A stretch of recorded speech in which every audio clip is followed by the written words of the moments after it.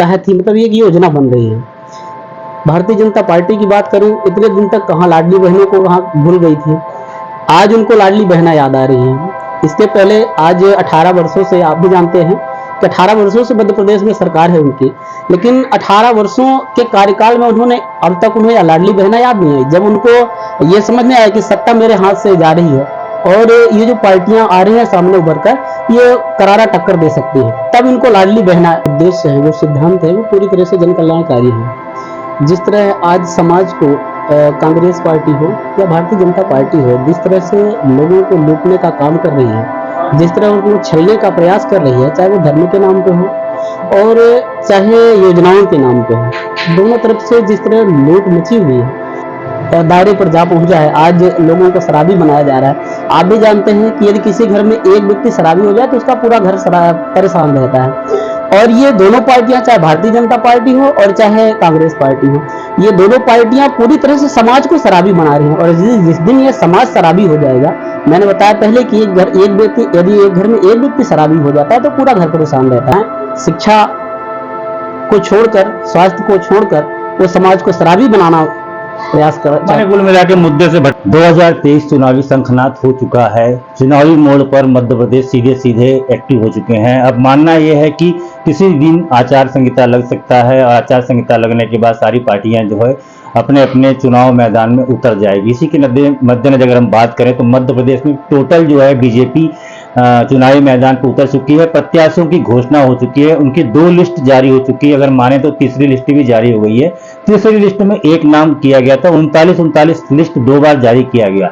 BJP की list जारी होने के बाद बगावती तेवर भी देखने को मिले। अगर हम सीधी जिले के 4 विधानसभा की बात करें तो 2 पर बीजेपी ने अपने प्रत्याशियों को उतार दिया है और दोनों पे ही बगावती तेवर देखने को मिल रहे हैं कि 2 पे शेष बचा हुआ है, जो कि इसमें की एक आरक्षित सीट है और एक सामान्य सीट है। अगर हम बात करें दूसरे राजनीतिक दलों की तो कांग्रेस के द्वारा जो है अभी अपना पत्ता नहीं खोला गया है कि कौन से प्रत्याशी विधानसभा पर उतारे जाएंगे। और इसी प्रकार से अगर मैं बहुजन समाज पार्टी की बात करूं या फिर आम आदमी कहूं तो उन्होंने भी अपना पत्ता नहीं खोला है। कल जो है भारतीय शक्ति चेतना पार्टी के द्वारा कल बड़ा कार्यक्रम सीधी में किया गया था। प्रदेश अध्यक्ष राष्ट्रीय अध्यक्ष जो है संध्या शुक्ला के द्वारा एक रैली निकाली गई, कार्यक्रम भी बड़ा आयोजन किया गया, वहां से घोषणा भी की गई। और मैं आपको बता दूं कि बीजेपी एवं कांग्रेस के ऊपर उन्होंने कटाक्ष भी किया है, जो हमारे विजुअल में आपने चलते हुए देख सकते हैं और अगले कार्यक्रम में आपने देखा भी होगा कि लगातार जो है बीजेपी और कांग्रेस पर उन्होंने कटाक्ष भी किया। तो मैं बात करूं तो जिस प्रकार से ये राजनीतिक दलों में पार्टी उतरी है तो 2013 में ये राजनीतिक पार्टी में सक्रिय हुई है और 2013 से सक्रिय होने के बाद में भी 2023 का चुनाव ये लड़ने जा रही हैं, जिसमें कि ये अलग अलग पंचवर्षीय के तहत में है, जिसमें कि सीधी विधानसभा की बात करें या सियावल विधानसभा की बात करें या चौरहट या धौनी पे, तो यहाँ प्रत्याशियों की घोषणा कर दी गई है। इसमें महत्वपूर्ण अगर मैं बात करूं सियावल विधानसभा में भी प्रत्याशी की घोषणा कर दी गई है। इससे मैं अगर मैं बात करूं पिछले अपडेट पर अगर अपन जाते हैं 2013 में जो है भाईलाल पटेल जी को पार्टी के द्वारा यहां पर टिकट मिला था, जिसमें कि 5200 के आसपास इनको मत मिले हुए थे। उसके बाद 2018 में जो है प्रत्याशी को बदल दिया गया, प्रत्याशी जो है भाईलाल भरत पटेल को दे दिया गया, जिसमें कि 2617 मत प्राप्त हुए थे। अब 2023 में भी पुनः इनको टिकट दे दिया गया है। अब देखना होगा कि 2023 के समीकरण क्या बैठती है। अब आइए हम जुड़ते हैं सीधे भरत पटेल जी से जानने का प्रयास करते हैं कि पार्टी के प्रति उनकी भावना जो दोबारा बनी है टिकट देने की और पार्टी का दिशा निर्देश क्या है और पार्टी किस नाते राजनीतिक में आई है, उनका क्या उद्देश्य है। बहुत बहुत स्वागत है आपका हमारे चैनल पर। पहले तो मैं आपको बधाई दूंगा कि दोबारा आपको विधानसभा का टिकट दिया गया है। विधानसभा उतरने का मकसद क्या है, चुनाव लड़ने के लिए आपकी मंशा आपकी पार्टी की क्या है। बहुत बहुत धन्यवाद राजू भाई जी। हमारी पार्टी भारतीय शक्ति चेतना पार्टी है और ये इसकी जो उद्देश्य है, वो सिद्धांत है, वो पूरी तरह से जन कल्याणकारी है। जिस तरह आज समाज को कांग्रेस पार्टी हो या भारतीय जनता पार्टी हो, जिस तरह से लोगों को लूटने का काम कर रही है, जिस तरह उसको छलने का प्रयास कर रही है, चाहे वो धर्म के नाम पे हो और चाहे योजनाओं के नाम पे हो, दोनों तरफ से जिस तरह लूट मची हुई है, दोनों पार्टियों ने जिस तरह से लूटा है। अभी आपने देखा नारी सम्मान योजना चलाने का प्रयास में जुटी हुई है, ये एक लूट के तहत ही मतलब ये एक योजना बन रही है। भारतीय जनता पार्टी की बात करूं, इतने दिन तक कहाँ लाडली बहनों को कहाँ भूल गई थी, आज उनको लाडली बहना याद आ रही है। इसके पहले आज 18 वर्षों से, आप भी जानते हैं कि 18 वर्षों से मध्य प्रदेश में सरकार है उनकी, लेकिन 18 वर्षों के कार्यकाल में उन्होंने अब तक उन्हें लाडली बहना याद नहीं आई। जब उनको ये समझ में आया कि सत्ता मेरे हाथ से जा रही है और ये जो पार्टियां आ रही हैं सामने उभर कर, ये करारा टक्कर दे सकती है, तब इनको लाडली बहना याद आ रही है। मतलब छलने का पूरी जो इनकी साजिश है उसको तोड़ने का काम भारतीय शक्ति चेतना पार्टी करेगी और लोगों को इस समाज को जगाने का प्रयास करेगी कि आप जिस तरह इन पार्टियों ने छला है, चाहे जाति के नाम पे हो, चाहे धर्म के नाम पे हो, और चाहे जाति समीकरण, मेरे किसी जाति से मेरा कोई विरोध नहीं है, मैं हिंदू की बात नहीं करता, मैं मुसलमान की नहीं बात करता, मैं पूरे सनातन की बात करता हूँ, सनातन की संस्कृति जो है उसकी बात करता हूँ। राजनीतिक दल हमेशा एक बात का ध्यान रखती है कि जहाँ का जो विधानसभा होता है, पर्टिकुलर में एक विधानसभा की बात नहीं कर रहा हूँ, वो इस पे गौर करते हैं कि यहाँ के मतदाता का परसेंटेज कितना है, कौन सी जाति का समीकरण ये बैठाया जाता है, उसके बाद होता है। और सुपेला और चितबरिया की अगर मैं बात करूँ, मेरा प्रश्न यही पड़ता है, सुपेला और चितबरिया में बहुत अंतर नहीं होता है, लेकिन अगर जातिगत समीकरण पे देखा जाए तो जैसे आपकी पार्टी में भी बहुत सारे ऐसे लोग होंगे, तो यहाँ पर भी आपकी पार्टी जातिगत समीकरण पे खेल क्यों खेली? नहीं, मेरी पार्टी, मैं तो बता रहा हूँ, कोई जातिगत समीकरण नहीं खेली। अब ये भाई आपकी सोचे वो अलग बात है, या समाज इस बात को सोचे वो अलग बात है, लेकिन मेरी पार्टी कोई जातिगत समीकरण, मेरी पार्टी जातिगत तो कोई समीकरण खेलती ही नहीं। मेरे पार्टी में कोई जाति धर्म का महत्व अलग से नहीं रखा हुआ है, ना तो कोई ऐसा समीकरण है। बस मेरी पार्टी, मैंने डिमांड रखी, बड़ी पार्टी कांग्रेस और बीजेपी से टक्कर लेने के लिए क्या रणनीति रहेगी? बड़ी पार्टी, समाज हमारे साथ में है, जनता हमारे साथ में है, और हमें जनता वो चाहिए जो इस बात को समाज तक पहुंचा सके और स्वयं जागरूक हो सके कि भाई जिस तरह ये लूट रहे हैं समाज को, तो अलग से किसी कुछ कहने की आवश्यकता नहीं। भाई जिस तरह समाज को छलने का प्रयास कर रहे हैं, बड़ी रणनीति क्या होगी आपकी? क्योंकि किला आपको भेदना है, क्योंकि कांग्रेस का एक बहुत बड़ा ये गढ़ कहला गया है, यहाँ एक बार ही बीजेपी यहाँ पर कब्जे पे आई है, उनको सत्ता मिल पाई है। इस किले को भेदने के लिए आपकी रणनीति क्या होगी, क्या रणनीति बनाएंगे? तो हम इसके लिए सबसे पहले तो अपनी रणनीति ये बनाएंगे कि हम हर घर हर द्वार पर जाएंगे और उनको ये बताने का प्रयास करेंगे कि इन दोनों पार्टियों का जो दोहरा चरित्र है, आदिवासियों के हितैषी कहते हैं, लेकिन इनका चरित्र क्या है, चाहे भाजपा हो चाहे कांग्रेस हो, मतलब उसको हम हर घर हर द्वार पर जाकर ये बताने का प्रयास करेंगे, उनको जगाने का प्रयास करेंगे कि जिस तरह के दोहरे चरित्र में चल रहे हैं।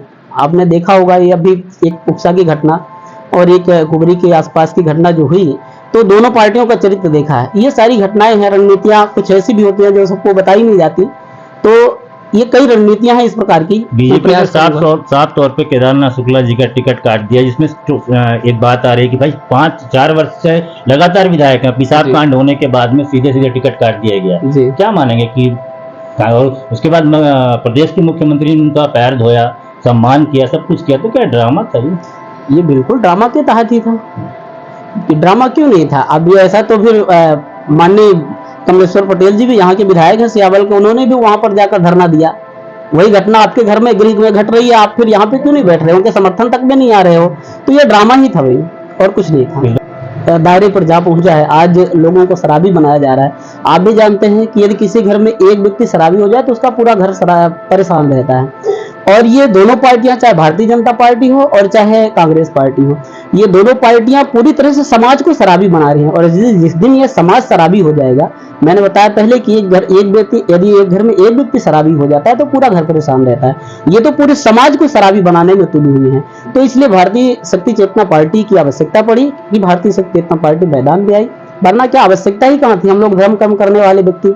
लेकिन यदि हमारे धर्म राजनेता अपने पथ को भूल जाएं, हमें करना क्या है ये भूल जाएं और समाज को शराबी बनाने पर तुल जाएं, शिक्षा को छोड़कर, स्वास्थ्य को छोड़कर वो समाज को शराबी बनाना प्रयास कर, कुल मिला के मुद्दे से भटक रहे हैं, ये कहने का तात्पर्य है। जिससे चाहे बीजेपी हो चाहे कांग्रेस हो, कुल मिला के जो है ये अपने मुद्दे से भटक रहे हैं, आपका कहना ये है। मेरा सवाल एक और होगा आपसे, जैसे कि अभी मैं आंकड़ा देख रहा था कि 2013 में आपकी पार्टी जो राजनीति में सक्रिय हुई, 2013 में पार्टी को दिया गया, वहां पर आपका वोटर परसेंटेज अगर मैं देखूं तो 5200 के आसपास था। जब 8 में 18 में आपको टिकट दिया जाता है तो यहाँ वोट परसेंटेज घट जाता है। दूसरी चीज अगर मैं बात करूं तो सिहावल विधानसभा जातिगत समीकरण से अगर देखा जाए तो एक वर्ग आता है जिसमें कि ओबीसी एक वर्ग होता है और ब्राह्मण एक वर्ग होता है, जो एक निर्णायक वोट होता है, निर्णायक मत रखता है। लेकिन यहाँ पर भी आपकी राजनीति, आपकी पार्टी के द्वारा जो है एक जातिगत खेला गया और ओबीसी को ही टिकट दिया गया, ऐसा क्यों? ऐसा कुछ नहीं है, ये खाली हमारे भ्रम है। ये मेरी स्वयं की इच्छा थी, ऐसा नहीं था कि मुझे वहां से आदेश किया गया है कि आप चुनाव लड़ो। ये मेरी व्यक्तिगत इच्छा थी कि मैं चुनाव लड़ूं, और वो भी मैं आपके संगठन से किसी ने वोट टिकट की डिमांड नहीं की थी? टिकट की डिमांड की थी लोगों ने, जिनका जैसे भाई लाल पटेल जी थे और एक दो कैंडिडेट थे जिन्होंने अपनी डिमांड रखी थी। लेकिन चूंकि इसके पहले भी मेरा नंबर आया था चुनाव लड़ने, मुझे टिकट मिला था 2018 में मैं चुनाव लड़ा था, और आज भी फिर से हमें मतलब 2013 और 2018 की बात करें तो वोट का परसेंटेज काफी डाउन रहा, दूसरे प्रत्याशी को चुनना उचित नहीं था। देखिए बिल्कुल उचित था, लेकिन होता क्या है 2013 और 18 में आपको भी पता है माननीय इंद्रजीत कुमार जी यहाँ के एक अच्छे नेता हुआ करते थे, और जिसकी सांत्वना कहें, संपैथिकता कहें, लोगों के हृदय की भावना थी, और वो भावना उद्गार बनकर आई। और चूंकि उस समय वो थे और उन्होंने जिस क्षेत्र में वो गए हैं तो उन्होंने एक बात कही थी कि मैं यदि मर जाऊं तो मेरी अस्थि विसर्जन के लिए मुझे जरूर ध्यान रखना। ये बात आप भी जानते होंगे और मैं भी जानता हूं, उन्होंने मंच से भी इस बात की घोषणा की थी। तो लोगों की जो भावनाएं थी, मैं उनके साथ ना खेलने का प्रयास किया ना छेड़छाड़ करने की। हालांकि अब ये राजनीति थी या क्या, कुल मिला के आपने भी सपोर्ट किया? मैंने सपोर्ट नहीं किया, लेकिन आपने कहा ना भावनाओं से खेलने का मैंने प्रयास नहीं किया। भाई ये जिस तरह से ये भावनाओं से खेल रहे थे, लोगों की भावनाओं से खेल रहे थे कि भाई हमें संपैथिक वोट चाहिए, यदि मैं मर भी जाऊं तो एक एक लकड़ियां दे देना मुझे। तो मैं सोचा ठीक है, यदि कोई किसी की भावना उनके साथ जुड़ी थी इतने दिनों तक, तो मैं उसको आहत करने का प्रयास नहीं करूंगा। यही कारण था कि वोटिंग परसेंटेज कुछ कम हुए हैं। मुझे अलग से उठाने की आवश्यकता नहीं है इस पर। सिहावल विधानसभा के लिए आपके पास क्या मैनिफेस्टो रहेगा कि आप किस ऐसे मुद्दे को लेकर आप मैनिफेस्टो पे अपने रखेंगे कि ये मेरा मुद्दा है, अगर मैं विधायक बनता हूं तो ये कार्य मैं क्षेत्र में करूंगा? इसके लिए तो सबसे पहले आप जिस तरह का भ्रष्टाचार मचा हुआ है, चाहे सिहावल आप तहसील की बात करें, चाहे आपके बगल में थाना है वहां की बात करें, यदि हमारे क्षेत्र की जनता वहां तक पहुंचती है तो किसी जनता की रिपोर्ट तक नहीं ली जाती जब तक माननीय विधायक महोदय जी का फोन नहीं आता, या उनके जो सगे संबंधी हैं, चमचोल वगैरह जिनको कह सकते हैं, इस तरह का संबोधन अच्छा भी नहीं लगता, पर फिर भी यदि उनका जब तक फोन नहीं आता तो यहाँ पर ना FIR दर्ज नहीं होती। आप तहसील में चले जाएं, जब तक उनके चमचों का फोन नहीं आता, रिमोट कंट्रोल किसके हाथ में होता है? या विधायक जी के हाथ में होता है, तो बेशक मतलब कुछ कहने की आवश्यकता ही नहीं है, उनके हाथ में होता है, उनका सारा काम हो जाता है, उनके किसी भी काम में कोई रुकावट नहीं होती है। लेकिन समाज का कोई व्यक्ति चला जाए तो कह देते हैं मेरे पास शासन सत्ता मेरी नहीं है, मेरी सरकार मेरी नहीं है, मेरा कोई सुनता नहीं। आपका कोई काम है सब सुनते हैं, लेकिन जब पब्लिक की आवश्यकता पड़ गई तो कोई नहीं सुनता। तो पूरा ये मतलब दारोमदार इन्हीं के पास है। तो मैं सबसे पहला भ्रष्टाचार को मिटाना। आज स्वास्थ्य की हालत देख रहे हैं, यदि आप अस्पताल में चले जाएं तो वहां पर डॉक्टर मिला के आप मैनिफेस्टो तैयार करेंगे और पब्लिक के बीच में जाएंगे। बिल्कुल। बड़ा एक सवाल और है, सिहावल, कनपुरा, कुलपट्टी और बिजोरा ये आता है, तो आप ये पूरे विधानसभा को कैप्चर करने के लिए, वहां तक पहुंचने के लिए कार्यकर्ताओं की आपकी आवश्यकता पड़ेगी, तो क्या इतनी संगठनात्मक कार्यकर्ता है? बिल्कुल, मेरे पास पूरे कार्यकर्ता है, हर पोलिंग क्षेत्र में कार्यकर्ता है, हर गाँव में कार्यकर्ता है, लगभग 314 पोलिंग है, तो सभी पोलिंग सेक्टर पर मेरे कार्यकर्ता रहते हैं और अपना पूरा प्रयास लगाते हैं। अब देखिए, थोड़ा सा समाज को भी इस बात पर जागने की आवश्यकता है। समाज की एक जो सोच बन चुकी है कि मैं उन्हीं पार्टियों को मतदान करूंगा जो सत्ता में आएंगी, जो जीतेंगी।